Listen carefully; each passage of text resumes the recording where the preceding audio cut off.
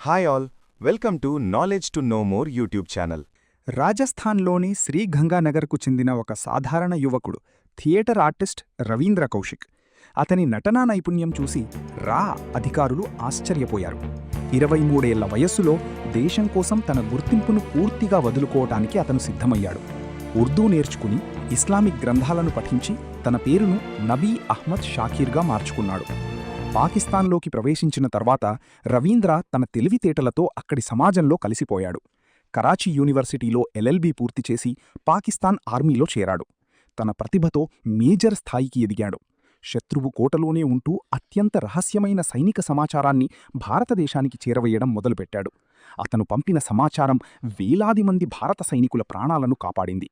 రవీంద్ర కౌశిక్ దాదాపు 8 సంవత్సరాల పాటు పాకిస్తాన్ ఆర్మీలో పనిచేస్తూ ఎవ్వరికీ దొరక్కకుండా జాగ్రత్తపడ్డాడు. కానీ 1983లో విధి వంచింది. అతనిని కలవడానికి వెళ్లిన మరో భారతీయ గూఢచారి ఇనాయత్ అలీ పాక్ అధికారులకు దొరికిపోయాడు. తీవ్రమైన హింసకు గురైన అలీ రవీంద్ర అసలు పేరును బయటపెట్టాడు. ఒక చిన్న పొరపాటు రవీంద్ర జీవితాన్ని తలకిందులు చేసింది. పాకిస్తాన్ ప్రభుత్వం రవీంద్రను బంధించి దారుణంగా హింసించింది. 2 ఏళ్లపాటు సియాల్కోట్ జైలులో నరకం చూపించారు. దేశ రహస్యాలను చెప్పమని ఒత్తిడి చేసినా అతను ఒక్క మాట కూడా బయటపెట్టలేదు. చివరికి అతనికి మరణశిక్ష విధించారు. అది తరువాత జీవిత ఖైదుగా మారింది. 16 ఏళ్లపాటు చీకటి గదుల్లో సరైన ఆహారం, వైద్యం లేక క్షయవ్యాధితో కుంగిపోయాడు. 2001లో సెంట్రల్ జైలులో రవీంద్ర కౌశిక్ తుదిశ్వాస విడిచాడు.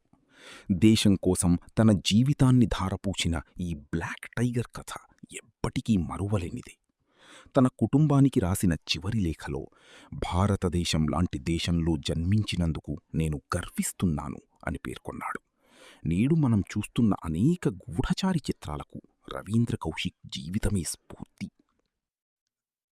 ఈ కంటెంట్ మీకు నచ్చినట్టయితే లైక్ చేయండి, కామెంట్ చేయండి, మీ బంధుమిత్రులకు షేర్ చేయండి.